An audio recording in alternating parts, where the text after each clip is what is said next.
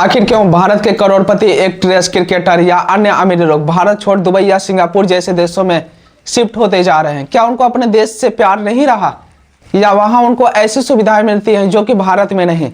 क्या भारत से पैसे कमा करके दुबई या सिंगापुर जैसे देशों में रहना और वहां पर भारत से कमाए हुए पैसे को खर्च करना देश के साथ गद्दारी नहीं होगा? एक हमारे पूर्व राष्ट्रपति डॉक्टर एपीजे अब्दुल कलाम थे, जिन्होंने अपने देश के खातिर अमेरिका जैसे बड़े देश का ऑफर ठुकरा दिया और कहा कि मैं अपने देश के लिए काम करूंगा और अपने देश के लिए मिसाल बनाऊंगा। और एक आजकल के हमारे नौजवान युवक होते हैं जो कि थोड़े से पैसे कमा करके और करोड़पति बन करके विदेशों में चले जाते हैं अपने ऐशो आराम के लिए। क्या उनकी कोई मजबूरी होती है, या इसके पीछे कोई गहरा रहस्य छुपा होता है, या इसके पीछे कुछ ऐसा गेम है जो कि हम नहीं समझ पाते हैं? यहाँ तक कि कुछ ऐसे बड़े बड़े एक्ट्रेस और बॉलीवुड के साथ साथ क्रिकेटर भी ऐसे हुए हैं जो कि विदेशों में सिंगापुर और दुबई में जाकर के शिफ्ट होते जा रहे हैं। आज समझेंगे हम उन सभी रहस्यों को और क्या है इसके पीछे का गेम, जानेंगे सभी चीजों को विस्तार से। तो बने रहिए हमारे साथ इस वीडियो के आखिरी तक।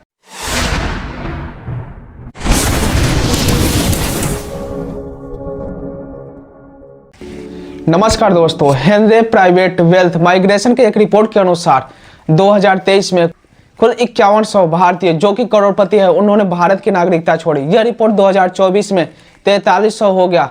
4300 करोड़पतियों ने भारत की नागरिकता छोड़ी और यह रिपोर्ट 2025 में तकरीबन 3500 करोड़पति भारतीयों की नागरिकता छोड़ने की संभावना है, जो कि एक बहुत ही अहम बात है।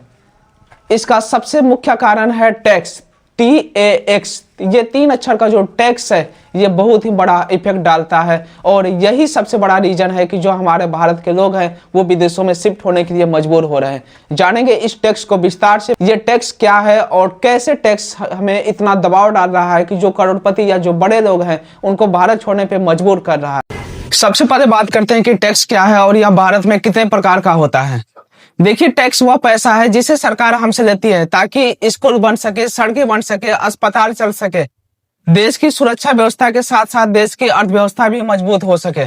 भारत में टैक्स यानी कि कर 2 प्रकार के होते हैं। पहला प्रत्यक्ष कर और दूसरा अप्रत्यक्ष कर, यानी कि डायरेक्ट टैक्स और इनडायरेक्ट टैक्स। सबसे पहले बात करते हैं इनडायरेक्ट टैक्स की। दोस्तों, अक्सर कहा जाता है कि भारत की कुल आबादी का सिर्फ 2 से 3% ही लोग टैक्स देते हैं, जो कि सही नहीं है। ये सरासर गलत है। भारत का हर एक नागरिक टैक्स देता है, फिर चाहे वो अमीर हो, गरीब हो या फिर मध्यम वर्ग। इनडायरेक्ट टैक्स वह है जो हम सामान खरीदते समय देते हैं और इसका बोझ अंत में आप और हम यानी कि उपभोक्ता पर ही जाता है। जब भी आप मोबाइल खरीदते हैं, कपड़े खरीदते हैं, ऑनलाइन फूड ऑर्डर करते हैं या फिर कोई ऑनलाइन शॉपिंग करते हैं तो आपके बिल में GST शामिल होता ही है, जिसका कि पैसा आपके जेब से कटता है और आपको पता भी नहीं चलता है। आप यह टैक्स सीधे नहीं भरते मगर ये इसका पैसा आपके जेब से ही कटता है। आप इस वीडियो को देखते समय जो कपड़े पहन करके देख रहे हैं, यहाँ तक कि आपकी चड्डी बनियान पर भी सरकार आपसे टैक्स लेती है। आप 5 रुपए के कुरकुरे, 2 रुपए के कलम खरीदे या फिर 1 रुपए की टॉफी खाएं, हर एक चीजों पे सरकार को आपको टैक्स देना होता है।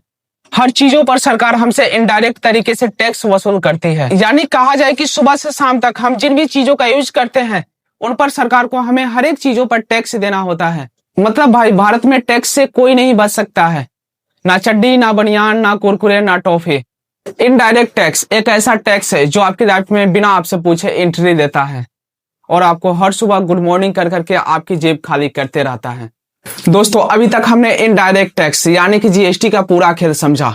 अब आते हैं असली दादा पर, यानी कि डायरेक्ट टैक्स, जिसके कारण करोड़पति भारतीय अपना देश छोड़ दुबई और सिंगापुर जैसे देशों में शिफ्ट होने के लिए मजबूर होते जा रहे हैं।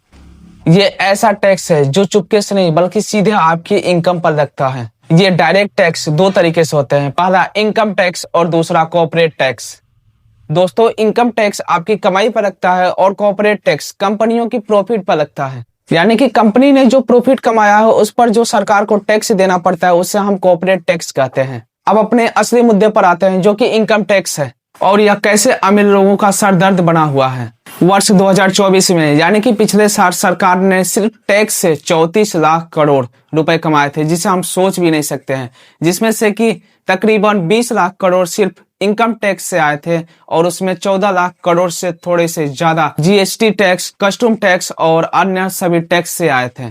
दोस्तों, सरकार के खाते में हर वर्ष 30 लाख करोड़ रुपए के आसपास टैक्स के रूप में पहुंचते हैं, मगर उसमें से कितना पैसा जनता के पास जाता है और जनता के कामों के लिए उपयोग हो पाता है, ये बात आप सभी लोग समझते हैं। और जो नहीं पहुंचता वो पैसा कहाँ जाता है, किसके पास जाता है, ये बात मैं इस वीडियो में नहीं बता सकता, क्योंकि आप सभी लोग इसके बारे में जानते हैं। मैं सिर्फ आपको सच दिखा सकता हूँ, बिना राजनीति किए, बिना आक्रामक हुए। आइए अब एक चार्ट के माध्यम से समझते हैं कि भारत में आपकी इनकम पर कितना टैक्स लगता है। अगर आपकी वार्षिक आय 4 लाख रुपए या उससे कम है तो आपको कोई भी टैक्स नहीं देना पड़ेगा। 4 से 8 लाख रुपए अगर आपकी वार्षिक आय है तो आपको 5% टैक्स देना पड़ेगा। 8 से 12 लाख रुपए है तो 10% टैक्स देना पड़ेगा। 12 से 16 लाख रुपए आपकी वार्षिक आय है तो आपको 15% सरकार को टैक्स देना पड़ेगा। अगर आपकी वार्षिक आय 16 से 20 लाख है तो आपको 20% टैक्स देना पड़ेगा। 20 से 24 लाख रुपए आपकी वार्षिक आय है तो 25% टैक्स देना पड़ेगा। या फिर 24 लाख या उससे ऊपर है तो सरकार को आपको 30% इनकम टैक्स के रूप में पे करना होगा। यानी जितना ज़्यादा आप कमाएंगे उतना ही बड़ा हिस्सा सीधे सरकार के खाते में जाएगा, और बाकी बचे पैसे को जब आप खर्च करेंगे तभी भी तो आपको टैक्स देना है। यानी कि हर एक रुपए जब तक आपका खर्च ना हो जाए तब तक आपको हर एक रुपए पे सरकार को टैक्स देना ही होगा। और हाँ, ये सिर्फ आपकी सैलरी इनकम है। अगर आप अदर साइड बिजनेस करते हैं, ट्रेडिंग करते हैं या निवेश करते हैं तो इसका टैक्स आपको अलग से सरकार को पे करना होगा। और इस टैक्स के बदले हमें क्या मिलता है? अब आता है असली सवाल। इतना भारी भरकम टैक्स देने के बाद भी हमें क्या मिलता है? आइए देखते हैं। हमारे सरकारी स्कूल कैसे हैं ये तो आप सभी जानते हैं। इतने अच्छे हैं कि एक भी नेता या बड़े आदमी का लड़का उस सरकारी स्कूल में नहीं पढ़ता है, और ना ही वो लोग अपने बच्चों को पढ़ने के लिए भेजते हैं। और सरकारी अस्पताल का तो नाम ही मत लीजिए, वहाँ इलाज इतना एक नंबर होता है कि वहाँ इलाज कराने कोई भी बड़ा आदमी नहीं जाता। कोई भी अमीर आदमी सरकारी अस्पताल में अपना इलाज कराना नहीं चाहता। सड़कें कैसी हैं, शिक्षा व्यवस्था कैसा है और चिकित्सा व्यवस्था कैसा है, ये सभी लोग जानते हैं, किसी से छुपी हुई बात नहीं है। अब जरा बाहर के देशों को भी देख लेते हैं। दुबई या सिंगापुर, अगर आप वहाँ 1 करोड़ रुपए कमाते हैं तो सरकार को आपको 0 रुपए टैक्स देने होते हैं। या कि नहीं कि 1 करोड़ अगर आप कमाए तो 1 करोड़ का 1 करोड़ आपका होगा, आपको सरकार को एक भी टैक्स नहीं देना होगा। सीधी भाषा में, अगर दुबई या सिंगापुर में 1 करोड़ रुपए कमाया तो 1 करोड़ रुपए आपका। यही कारण है कि भारत के अमीर या करोड़पति लोग भारत छोड़ दुबई या सिंगापुर जैसे देशों में शिफ्ट होते जा रहे हैं। यह सिर्फ टैक्स नहीं है, सुविधाओं का खेल है। अमेरिका, चीन, जापान और फ्रांस जैसे देशों में भी टैक्स लगता है। कई देशों तो ऐसे हैं जहां पे भारत से ज्यादा भी टैक्स लगता है। मगर अंतर कहाँ है? वहां की सरकारें उनको क्या सुविधाएं देती हैं? वहां की सरकारें जनता को देती हैं शुद्ध हवाएं, उच्च स्तर के अस्पताल, विश्व स्तरीय शिक्षा व्यवस्था, पारदर्शी व्यवस्था, ट्रैफिक फ्री सड़कें, और सबसे जरूरी चीज, टैक्स का पूरा पैसा जनता के लिए उपयोग किया जाता है। यही सबसे बड़ा फर्क है और यही हमारा भारत पीछे रह जाता है। दोस्तों, हमारे इस वीडियो का मकसद भारत को बुरा दिखाना नहीं है।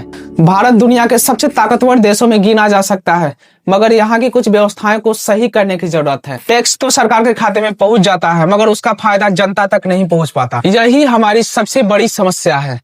34 लाख करोड़ रुपए तो आ गए, मगर उसमें से कितना पैसा जनता के पास पहुंचा, कितना जनता के लिए खर्च हुआ और कितना जनता पर खर्च हुआ, यह आप खुद जानते हैं। और बाकी का पैसा कहां जाता है यह भी किसी को बताने की जरूरत नहीं है। दोस्तों, यह जानकारी आपको कैसी लगी? और ऐसे ही नॉलेजेबल वीडियो देखने के लिए हमारे चैनल को सब्सक्राइब करें और वीडियो को लाइक करें। धन्यवाद।